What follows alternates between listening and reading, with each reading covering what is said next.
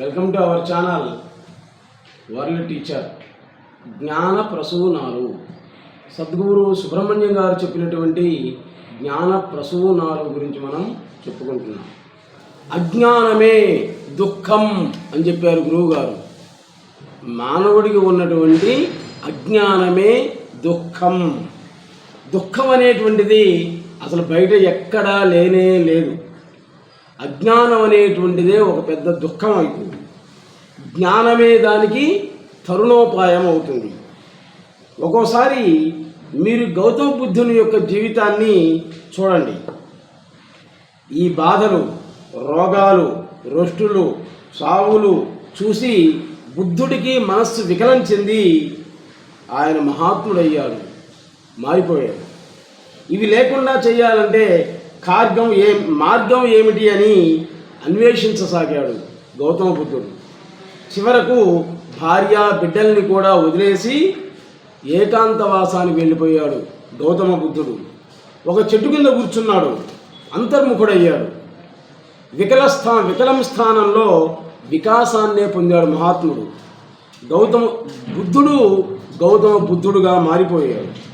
గతంలో ఆయన ముఖంలో కనిపించినటువంటి దుఃఖ ఛాయలు అనేటువంటివి ఎక్కడా కూడా కనిపించలే, అన్నీ పటాపంచలైపోయాయి.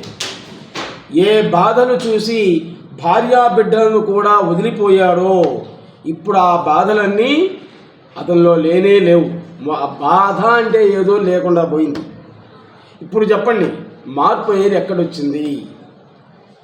ప్రపంచంలో వచ్చిందా, వ్యక్తిలో వచ్చిందా? ఒక్కసారి ఆలోచించండి. కాబట్టి అంతా కూడా తనలో ఇక్కడ జరిగింది మొత్తం కూడా. కాబట్టి దుఃఖం అనేటువంటిది బయట ఎక్కడో లేదు. నీ యొక్క ఇన్నోసెన్స్, నీ అజ్ఞానం అనేటువంటిదే దుఃఖంగా తయారైంది. మరి దానికి ఔషధం ఏంటి? అజ్ఞానం పోవాలంటే ఏం చెయ్యాలి అంటే జ్ఞానమే దానికి పరమ ఔషధం అనేటువంటిది అవుతుంది. అసలు సంశయమే అసలు సమస్య. మానవుడికి సందేహం అనేటువంటిదే ఒక పెద్ద సమస్య అనేటువంటిది అవుతుంది. భగవద్గీతని ఒక్కసారి పారాయణం చేసినా కానీ, ఒక్క అధ్యాయం జరిగినా కానీ, చివరికి ఒక్క శ్లోకం విన్నా కానీ, చివరకు గీతను స్మరించినా కానీ వారికి పునర్జన్మ లేనే లేదు అని గీతా మహాత్మ్యంలో ఉంది. మనందరం వీటిలో ఏదో ఒకటి చేసి ఉంటాం కానీ పునర్జన్మ లేదు అని మనకు నమ్మకమే కలగడం లేదు. అసలు ఎక్కడుంది లోపం? నేను సచ్చిదానందుడిని, శాశ్వతుణ్ణి అని చెప్పినటువంటి గీతాచార్యుడే చివరికి ఎవరి చేతిలో మరణించింది? చిన్న పిల్లవాడు బోయేవాడి చేతిలో మరణించాడు. ఒక్క దెబ్బకే ఒరిగిపోయాడు అటువంటి శ్రీకృష్ణ పరమాత్మ. అసలుడే పోయిన తర్వాత ఇంకా దీంట్లో ఏముంది అని మన సందేహాలన్నీ కలుగుతాయి. ఇది తింటే రోగం తగ్గుతుందని మనకు నమ్మకం కలిగేది ఎలా? సహజంగా మనలో ఉండేటువంటి సందేహాలు అదే విధంగా ఉంటాయి. అయితే భగవంతుడు, భక్తుడు ఉండాలి అంటే సందేహం అనేటువంటిది ఉండి తీరాలి. శివుడి మీద ఒక భక్తుడికి సందేహం ఉండటమే వాడు భక్తుడిగా మారడానికి కారణం అవుతుంది. ఆ సందేహమే లేకపోతే శివుడే అవుతాడు. సందేహం పోయినటువంటి తక్షణమే భగవంతుడు అనేటువంటి పేరు ఉండనే ఉండదు. ఇక భగవంతుడికి పేరే ఉంటుందా? సందేహం పోవడాన్నే మన వాళ్ళు సాక్షాత్కారం అని చెప్పారన్నమాట. అనుగ్రహం అని పిలుస్తారు దాన్ని. స్థితప్రజ్ఞుడు యొక్క లక్షణాల గురించి భగవద్గీతలో శ్రీకృష్ణుడు చెప్పాడు. అయితే ఆ స్థితప్రజ్ఞుడి యొక్క లక్షణాలని మనం వెంటనే అమలులో పెట్టాలని చూస్తాం. ఆ లక్షణాలని అమలులో పెట్టడం ఎలాంటిది అంటే, ఒకడు గుండు పూయించుకొని గోచి పెట్టుకొని నేను రమణ మహర్షిని అంటాడు. అవుతాడా? ఆయనకున్నటువంటి దైవశక్తులు, జ్ఞానం వీడికి వస్తాయా? ఆకారం, వేషం మాత్రమే, కానీ రమణ మహర్షి కానే కాడు.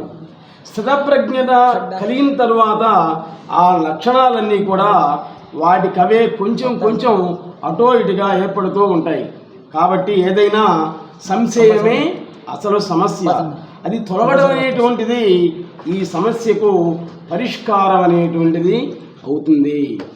అందుకే సద్గురు సుబ్రహ్మణ్యం గారు సహజంగా ఉండవయ్యా అని అంటారనమాట.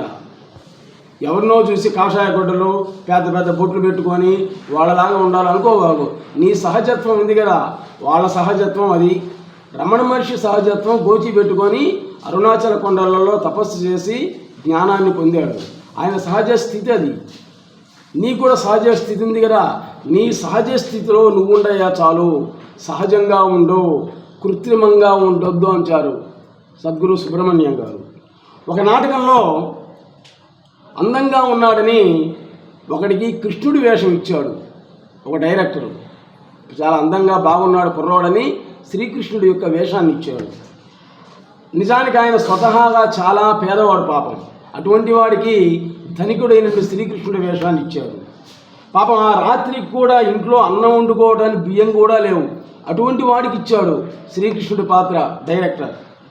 కానీ ఇంకొకడు ఉన్నాడు, వాడు బాగా ధనవంతుడు, కోటీశ్వరుడు, ఎన్ని కోట్లు ఆస్తుందో వాడికే తెలియదు. వాడికి ఏం పాత్ర ఇచ్చాడు? పేదవాడి పాత్ర, కుచేరుడి పాత్ర ఇచ్చాడు. చూడండి, ఇక్కడ పేదవాడికేమో ధనవంతుడి పాత్ర ఇచ్చాడు, ధనవంతుడికేమో పేదవాడి పాత్ర ఇచ్చాడు అన్నమాట. కృష్ణుడి వేషం వేసినటువంటి వాడు చిద్విలాసంగా మాత్రం తినడానికి కూడా తిండి లేనటువంటి వాడై శ్రీకృష్ణుడి యొక్క సహాయం కోరి వచ్చి అతని ఇంటి ముందు దీనంగా ఉన్నాడు. అసలు విషయం ఏంటంటే, పైకి చిద్విలాసంగా కనిపించేటువంటి కృష్ణుడి వేషధారి ఒకవైపు రాత్రికి భోజనం ఎలా అని బాధపడుతూనే ఉన్నాడు. దీనంగా ఏడుపు ముఖంతో కనిపించే కుచేలుడు మాత్రం ఎటువంటి అలజడి లేకుండా ప్రశాంతంగా ఉన్నారు స్టేజి మీద. ఇలా ఇప్పుడు జీవితాలే నటనగా మారిపోయాయి. ప్రతి ఒక్కడి యొక్క జీవితం నటన అనడంలో సందేహమే లేదు. ఉన్నవాళ్ళని మనం అనుకుంటున్నాం, వాడికి ఎన్నో బాధలు, రోగాలు, ఎన్నో బాధలు.